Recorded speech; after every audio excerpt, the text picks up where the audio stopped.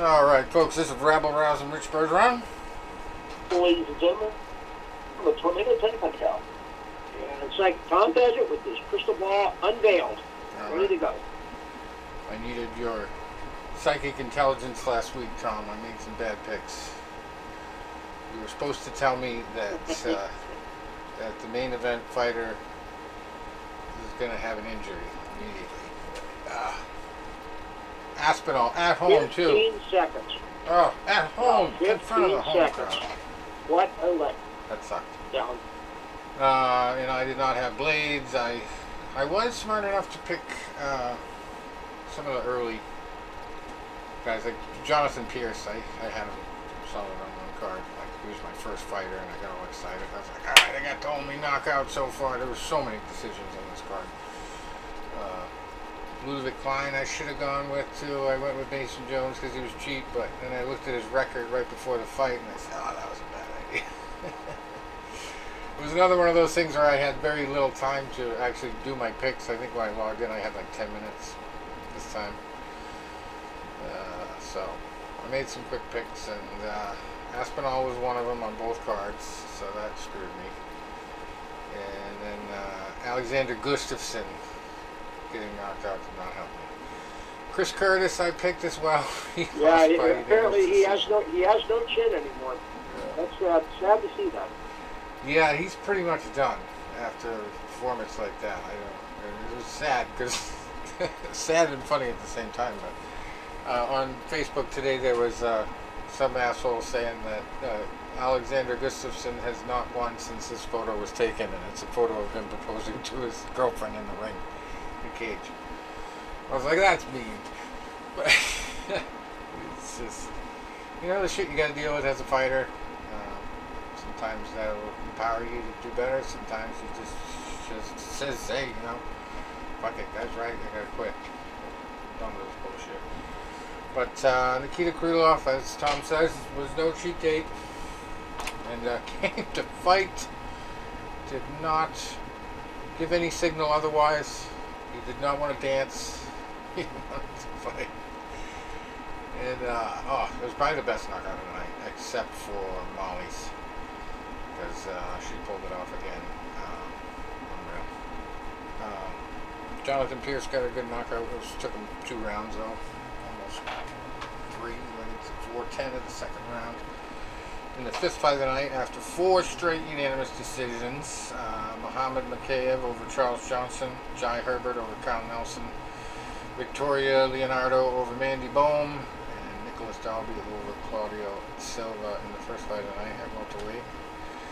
And I was really glad going into the Jonathan Pierce fight because I had not picked any of the 4 first fights, and they're all decisions. So I said, oh yeah, hopefully all the knockouts happen on the main card. Worst performance ever. Anyway, thankfully I was still operating off my win limit.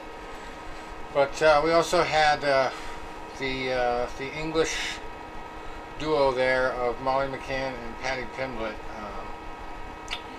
Just unreal, those two, the way they just enrage the fans to the point of engage them, I should say, to the point of that place is impossible for them to lose in their home country, it seems, at this point.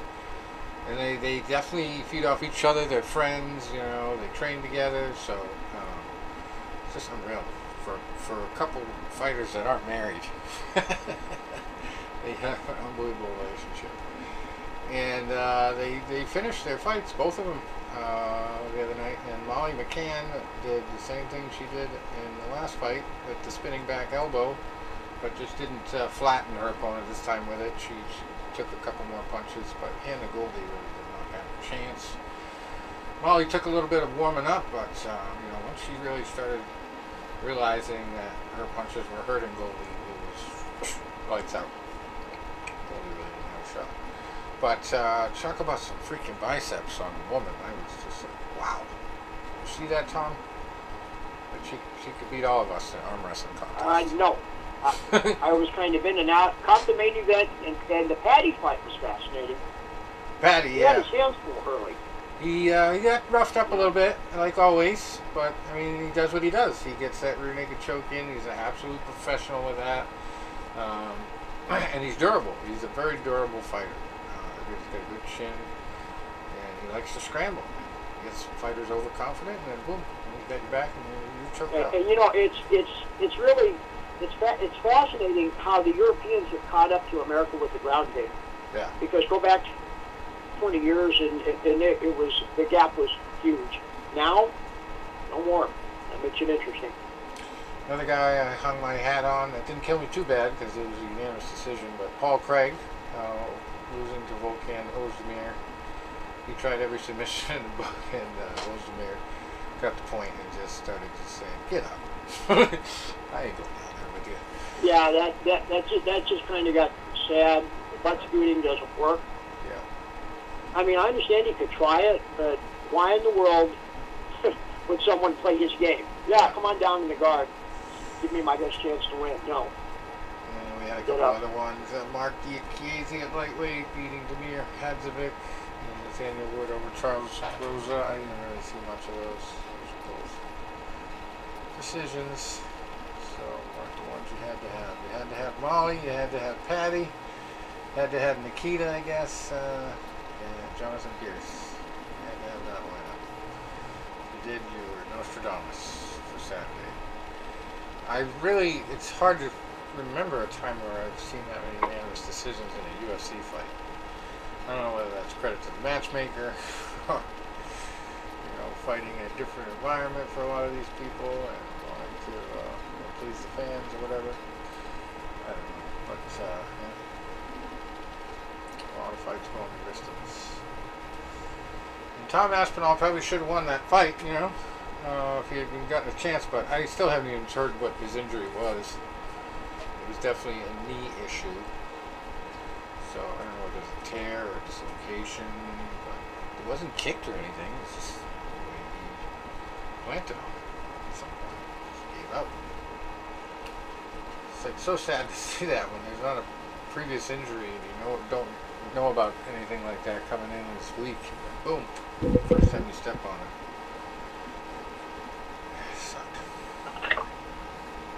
Anyway, we also had Bellator 238 last week in Tacoma, Washington. Jason Jackson beating Douglas Lima in that one. 5-round unanimous decision.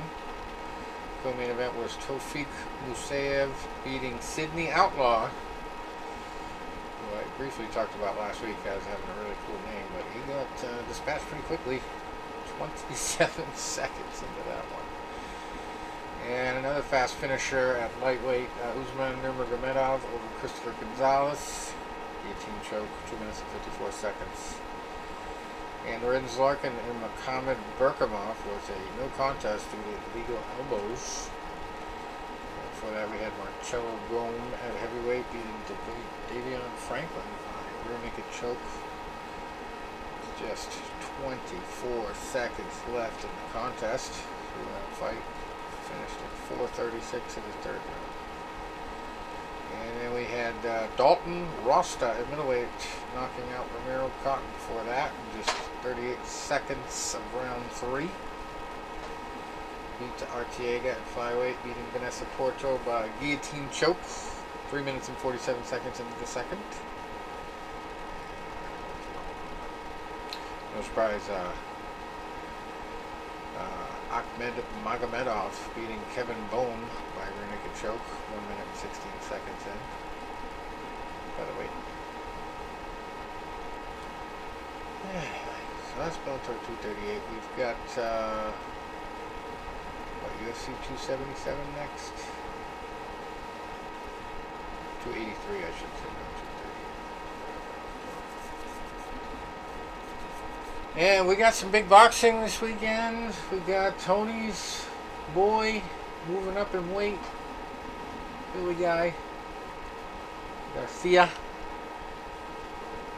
Mr. Garcia and Oh, that's right. That is the weekend. And Jose Benavides is coming off a layoff as well. Not quite as long. He fought last November.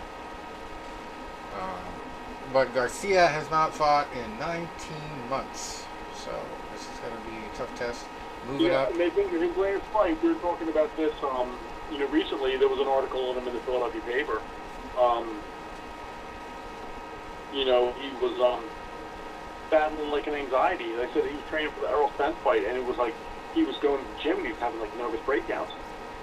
Yeah. And it was just, that's the way to show, like, when that happens, that can happen to anybody. He's like, and he's saying to himself, he's like, why is this happening to me? I'm a multimillionaire, I'm a world champion, I'm whatever. And it's like, he just couldn't, he had like this bad feeling and he just couldn't take it. And it really, really, really bothered him. Yeah.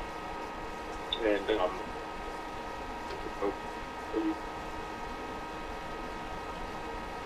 yeah, it's crazy.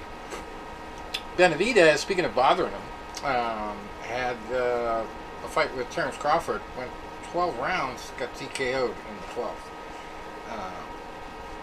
That's his lone loss of his pro career. Back in 2018, that fight went down, and he only competed once since then, which was his draw last November with a guy who's unheralded, they call him, but Francisco Emmanuel Torres. And he's the brother of David Benavides, was it? And he said that the reason why he lost to Crawford was he was still being bothered by the effects of a gunshot wound to his right leg that he had suffered in August 2016. Well, this is bad English. Jose was still dealing with the effects of a gunshot wound to his right leg, suffered in August 2016 when he fought Crawford. Like he suffered the gunshot when he fought. Like we would have read about that. Where's the editor? Yeah. Just caught that on ESPN of all places. Come on. You're trying to tell me you were shot in the ring?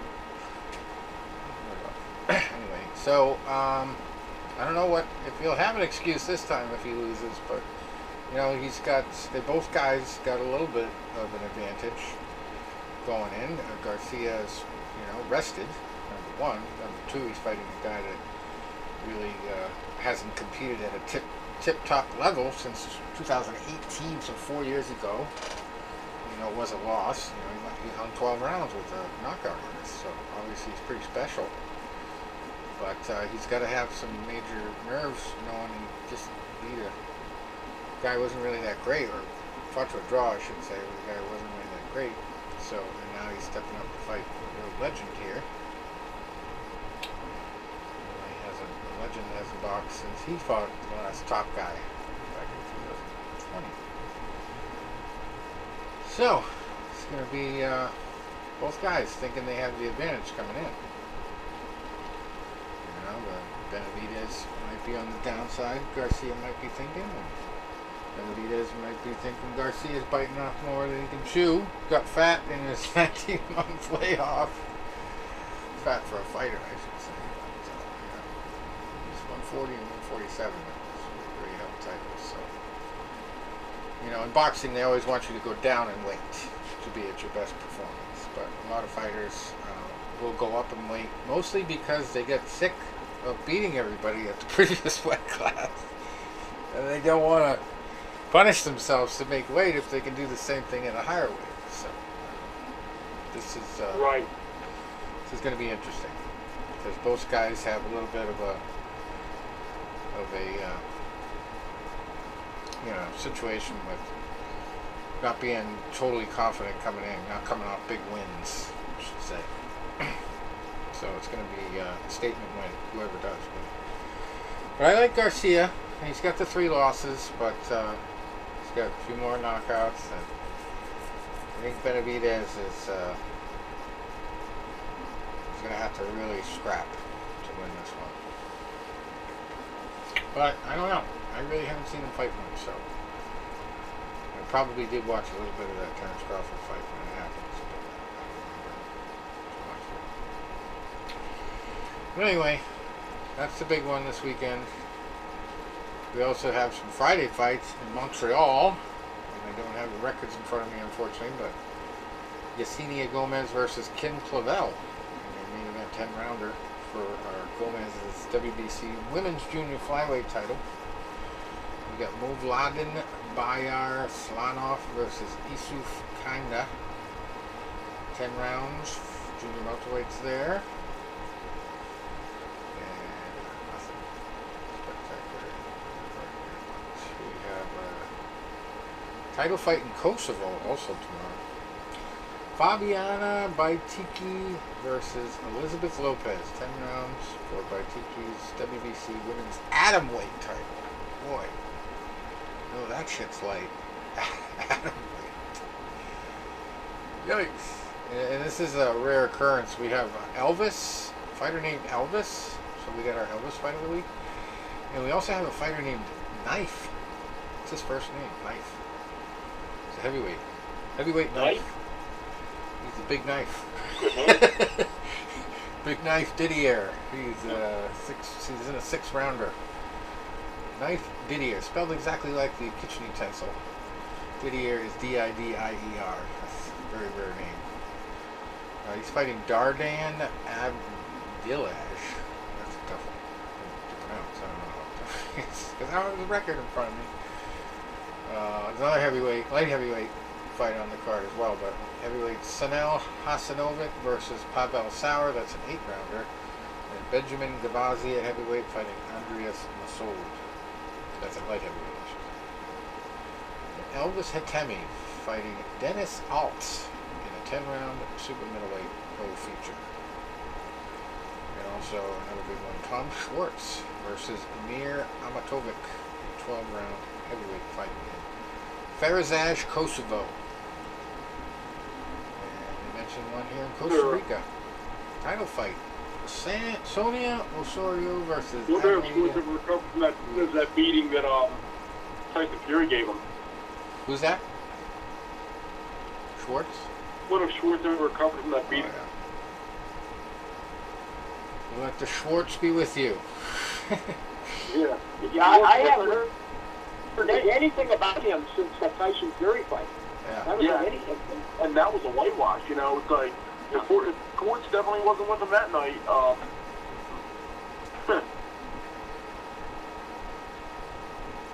And July 30th, the big one. That's a stacked card with Danny Garcia.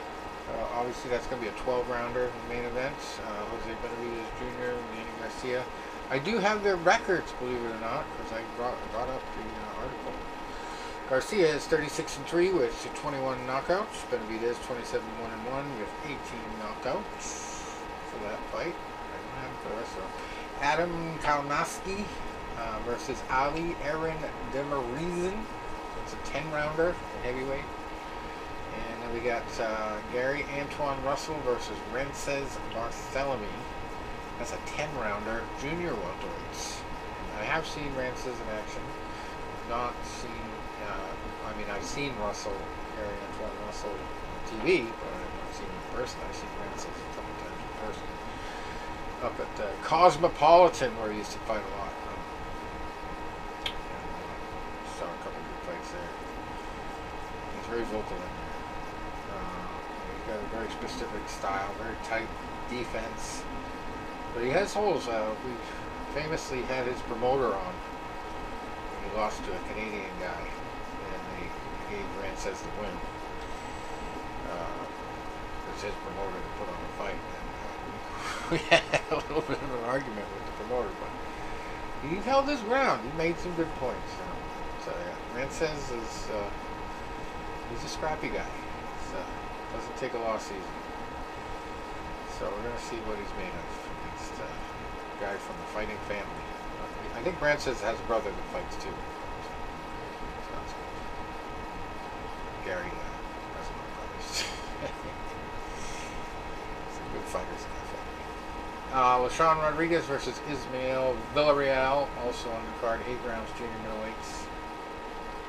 And we got a TBA still on that card. That's ridiculous. Showtime fight and the TBA, that can't be. That's the ESPN sleeping on the job. Okay, so that's it. For the big fights there, I'm not going to go through the. We did have a Jesus fight though somewhere. I saw that. Oh, here it is. Jonathan DeBella versus Jesus Omar Chavez Velasquez, a 6-round junior featherweight fight. Once again, the 4-name theory has proven itself valid. And his first name is Jesus this time. Jonathan DeBella versus Jesus Omar Chavez Velasquez. A lot of Mexican names there. Or Latino names, I should say. That's the title fight card. With, Montreal on July 29th. I don't know what the story was, but did you see, Tom, on the UFC card when Dave Portnoy was sitting ringside, cage side? And Yeah. Molly. Yeah, that was interesting. Molly Meatball Molly, whatever you want to call her, she jumped right out of the cage and gave him this big hug. And then Patty wins, Patty Pimblett, and Portnoy's there wearing the freaking wig, fake blonde wig. And Patty jumps right over, high fives his corner people, and then boom, jumps right on Portnoy. I'm like, what the hell is going on? Is Portnoy British, or am I missing something? Did they do a side bet? Did he do a parlay? I don't know.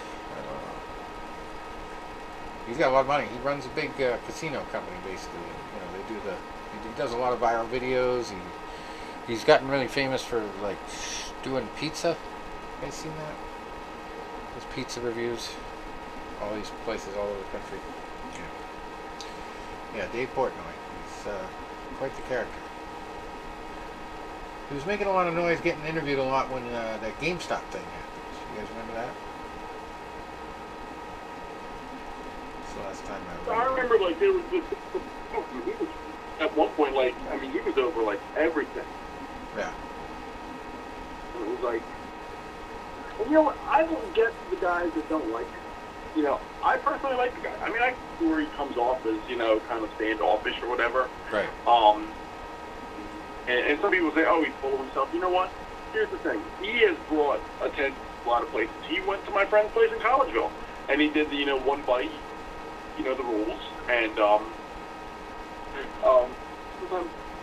but that would give just a little bit of notoriety to a place struggling. And, so I've never had an issue with that. One of my favorite ones was when he encountered a bunch of school kids on a field trip when he brought the pizza out to do the thing, and he's in the middle of the video and they start coming by and just start grabbing the pizza. And he tells them to rate it, they do not hesitate 1 second, they are on it. But there was another one that was pretty good. It was like $1,000 pizza or something like that. They put all kind of gold flake on it and all kinds of other bullshit. Oh my god! It's like the nastiest thing he ever ate. He said he couldn't even stomach it. But anyway, yeah, he was quite the celebrity the other night. I can imagine it must be also because gambling is a little bit more accepted over there in the UK. It's not fully legalized in every state here yet, even though the Supreme Court decided it is illegal. Sports betting. Not every state has joined on. If you sign up for even FanDuel, they don't allow you to do it in some states. FanDuel and DraftKings. And DraftKings actually here in New Hampshire is the registered sports betting place. I don't think you can do it on FanDuel. So, we've got situations like that everywhere. Company has a monopoly, so I imagine that Dave Portnoy's company has a good foothold in the UK. As everyone open for gambling, so he probably spreads the money around. Maybe that's why. But also, I think he does a lot of charity stuff. I know he does because he did the relief fund. Like I said, I never met the guy, but I know he's done a lot of charitable contributions. I know he's, like I said, brought awareness to maybe some businesses that were struggling or needed a little publicity. Right. So Yes, that's pretty much everything. Oh, wait. We got UFC 277 to talk about. Before we do that, though, I wanted to, speaking of UFC, I wanted to talk about a little development that happened with Station Casinos since our last show. They had talked about demolishing some of their property and selling it. I think it was like 6 casinos or something they're going to do that with. Well, now they have decided to pick some property up south of the Las Vegas Strip. This was a story that broke last week. They bought this property for $172 million. Station Casinos, primarily owned by Fertitta Brothers, who used to own it. They said they have no formal plans for the land, but I'm wondering if they are trying to dust off their old plan of doing a stadium for the UFC. Owners now. Maybe that would make it easier, I'm thinking, because they're owners. But they had a plan years ago, and it was kind of like right before they decided to bankrupt the casinos, so it might have been completely scrapped then, but they bankrupted the whole chain shortly after they came out with this plan to build $1 billion casino, huge stadium, fights there. So I would think the UFC has way too many places in Vegas to fight for the Fertittas to try to do that now. They spent a buttload of money on that one to Palms that they just bought and sold pretty quickly when the pandemic hit, and then they just said, "Oh, we're going to find a Native American group to sell it to." But anyway, yeah, it's just an interesting move for a public company to make. It's going to bulldoze some of your properties that people have been loyal to over the years. It's just too much maintenance, I guess, not enough visits. And then they're going to sink $172 million into another south of the Strip property. Makes you wonder. Formal plans announced. Makes you wonder, though, what are they going to do? What are they going to do? Destination Casino Resort is what their theater is. Who knows? Alright, so UFC 277 coming up.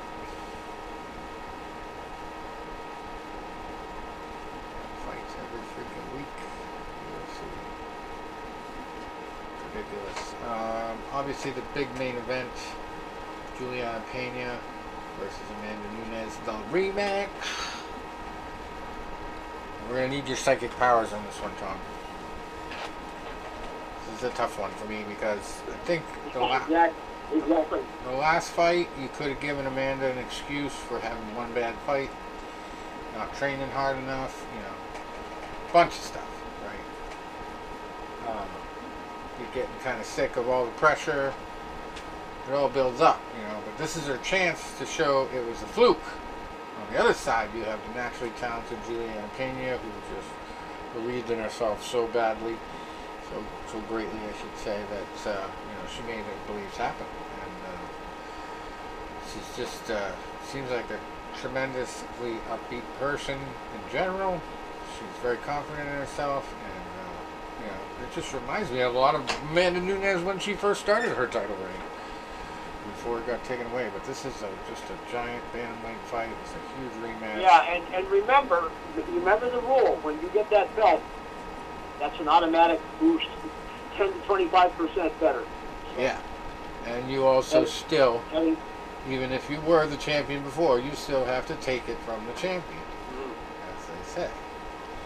Right. So it's gonna be an interesting one. There'll be a lot of slugging for a female fight. I don't think there's gonna be a lot of wrestling. Might be a little bit of grappling. It's from Brazil. I see some jiu-jitsu here and there.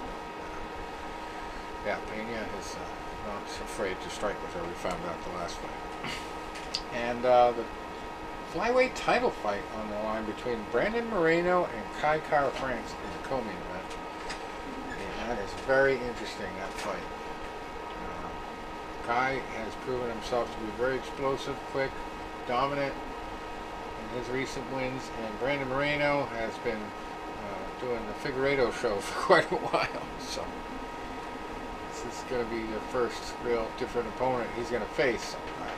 These two fights, I really don't know. I'm going to have a tough time.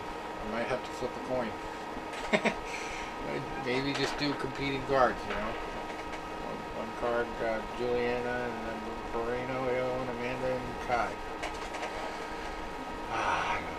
I really, McLovin, Brandon Moreno, like I call him, from the Superbad movie. I really like his style.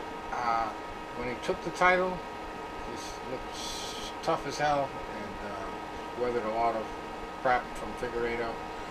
But Kai Kara France, I mean, you know, my FanDuel mentality where you had to pick somebody that's going to get the quick knockout, you got to go with Kai. I mean, he's got your best chance, I think, to take him out. He just fights explosively fast. He runs out there. And he's one of the lightest fighters that you can say that about in the UFC. But I bet against him before, and he made me pay, literally. So I don't know. That's going to be one I'm going to lean towards Kai on.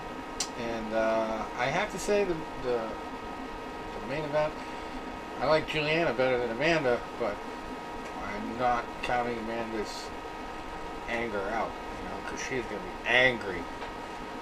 She wants that belt back, and this is her chance. She's been training a while for this one. It's been a long time coming, so I really just don't know. Definitely gonna have to do opposing lineups for that. What do you think, Tom? Well, it's just so fascinating, but I'm trying to go on with Amanda just a bit. Yeah.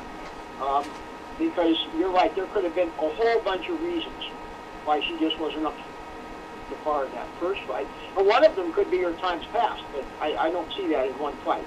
Yeah. So I just have a feeling she'll... Juliana has been very disrespectful in the trash talk, so you can't count that out. It could be a factor in either getting Amanda off her game or on her game. You know, so I guess you could lean towards Amanda too. I mean, this is one of those fights. And then heavyweights. This one's interesting. Sergey Pavlovic and Derek Lewis. Derek is 26-9. Pavlovic is 15-1. See who he's fought. Derek has been on the ups and downs. You know, you never know which guy's going to show up. But every time I see Derek Lewis on a card, I wonder if the guy he's fighting has seen the Mark Hunt fight where Mark just finally just kicked him in the knee a bunch of times. That was it. Nobody has tried that strategy since.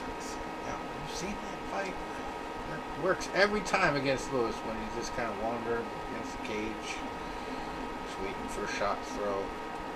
Because he likes to use that distance, and then like when he has to throw, he throws. So I think he's very susceptible to those knee kicks.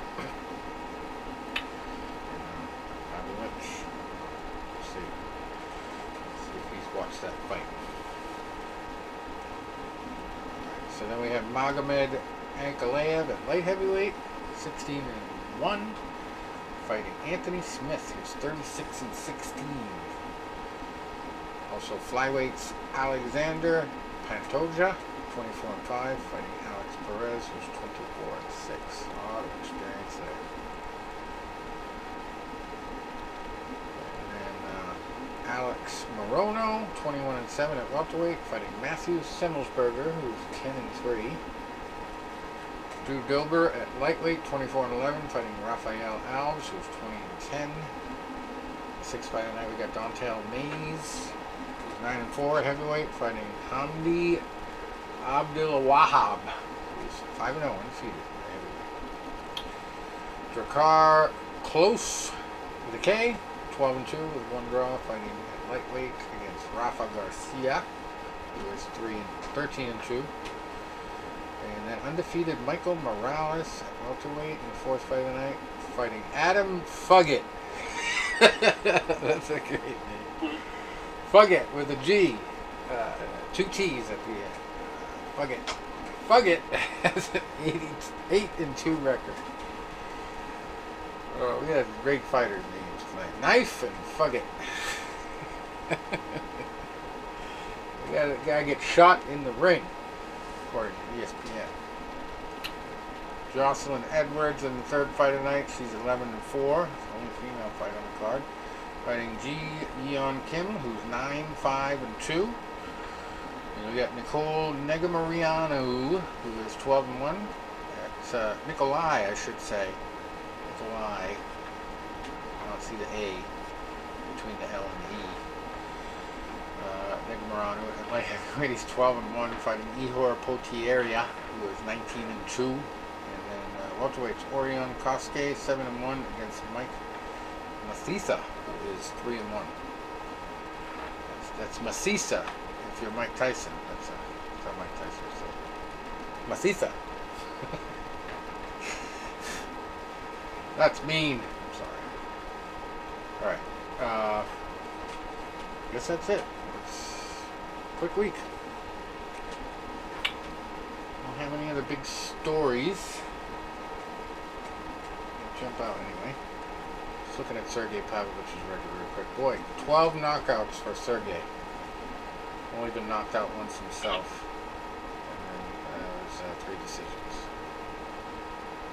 Oh boy. And he has knocked out 3 straight opponents in the first round, including Maurice Green, Shamil Abdurakhimov, and Marcelo Gom. Last guy to beat him was Alistair Overeem, who did knock him out as well in the first round. 2018, his only loss. And he's been in the UFC since that fight. That was his UFC debut. Boy, talk about a tough date, Tom. And you just get Overeem for your UFC debut. No problem. Well, that's about it. We'll see how the fights go. And I definitely think I'm going to be going for Pavlovic with that kind of a knockout percentage. 80%. That's pretty damn good. Although Derek Lewis has an 81% knockout rate. So just got taken out by Ty. You know, He Rick, I was thinking, lost 2 out of 3. you know, last week, I was having one of my 1995 flashbacks, and it happens every so often. It happened at a very inconvenient time last week. When I was 19 years old, back in 1995, we were training at Lock Haven. You know, Dr. Cox, he would pick somebody out almost every day at practice, and it was going to be that person's day. And no matter what you did, he was going to, you know, get on your shit for it. And it was our first day of sparring my sophomore year, and I was going with 2 guys. I was sparring one kid, ended up being a pretty decent All-American, and then he was a Golden Glove finalist. He was pretty green, but you could tell he had some skills and some athleticism. And then I was going against this big, strong Slovakian kid, you know, with a head about the size of, you know, the Rock of Gibraltar and about as hard. Mm. And so I go against the first kid, Jaleel, and we boxed. We did 3 rounds. I hit him with good body shots, and you could tell he had some ability, but he was pretty green. And the coaches were just all my shit for no reason. So then he puts me with this big, you know, Slovakian kid, Sorovic. And he's really riding my ass for no reason. I'm getting pissed off. So I'm going to take it out on this big dumb fool. And I'm hitting this kid with everything I got, the kitchen sink included. And I couldn't buckle him. I couldn't back him up. You know, and the harder I hit him, the more he came towards me. So, and then the coach is really on my shit. So then finally I hit him with a body shot. Boom. And he staggers back to the corner. And I hit him with a 4-punch combination just as the bell rang. And I did something to my back. I don't know if I pulled, tore, strained, dislocated. I don't know what I did. You know, but the coach was yelling at me so much. Thank God it was the last round. Because I was walking back to the corner. I'm like, I can't move. And I got out of the gym. Coach couldn't see me. I was hurting.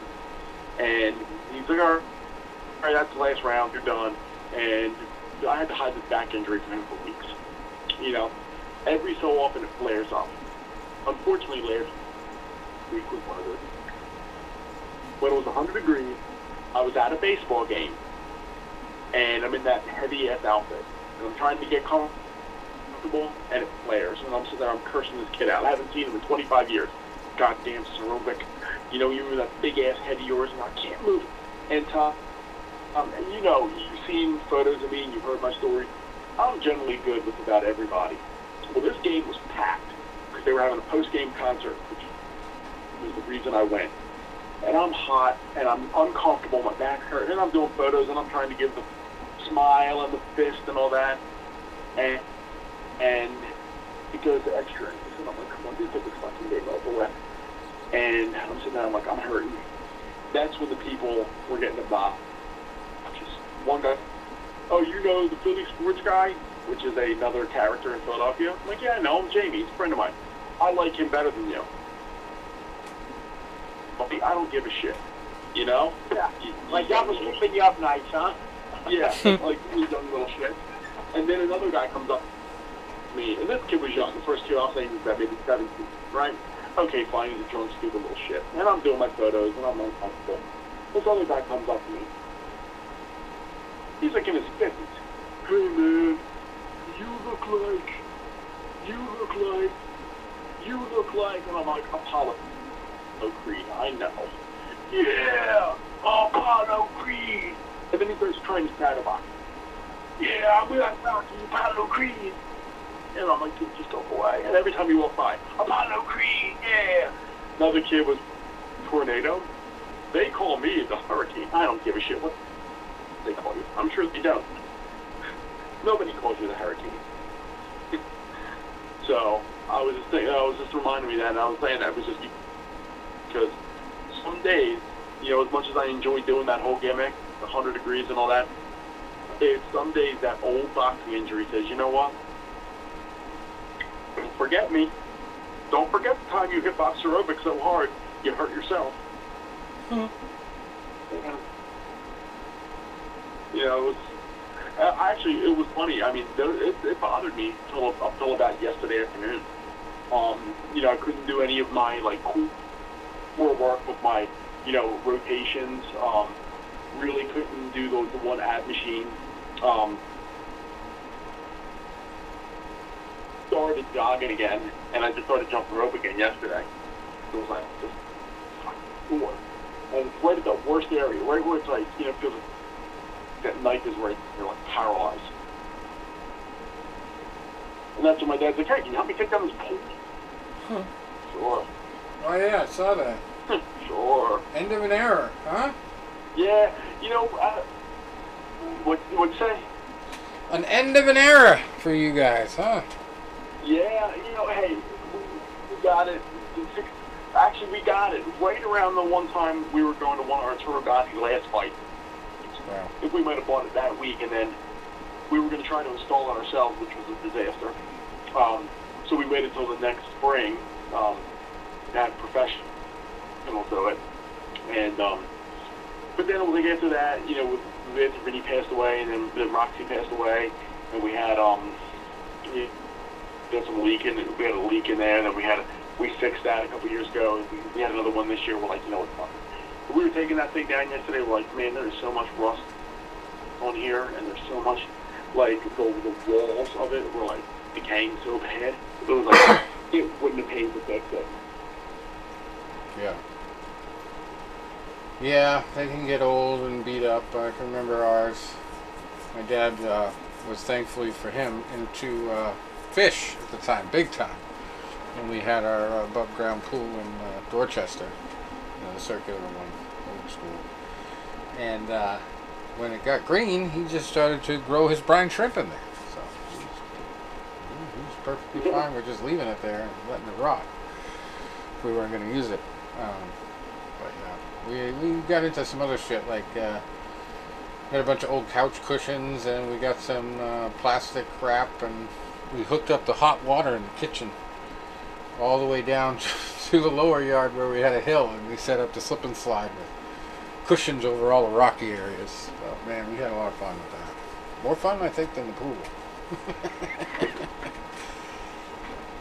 yeah, when you're an adult, the pool's a little better. I got to get mine going up here. I got an indoor, in-ground pool with a crazy leaky roof and skylights starting to shift out of place, it's probably going to be a $50,000 repair on just that room alone. Unless we bulldoze the damn thing and make it an outdoor pool. Even then, you're going to have to re-gunite it, redo the filter and the pump and all that kind of stuff. So it's going to be a pricey project. But yeah, this heat, you kind of need one. What are you going to do, Tony? You have to go to other people's pools.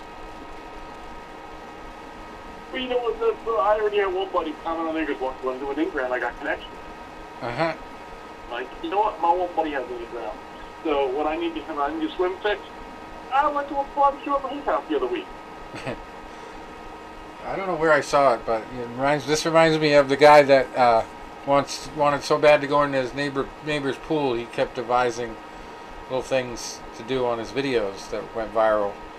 And one of them, he was like hitting golf balls around, and they asked him, whoever was holding the camera, said, what are we doing here? And he's like, oh, I'm just hitting golf balls. Hopefully my neighbor will stop by and ask me if I want to jump in the pool. And if that's what it takes, I will hit a golf ball over into their yard and make small talk until they invite me into their pool. Oh, that's a good one. That's just, you hit it in the water trap, you could tell them, Funny. Anyway, that's all for us. We're going to wrap her up. All right, guys. Enjoy the fights this weekend. All right. Catch you later. See you guys next week.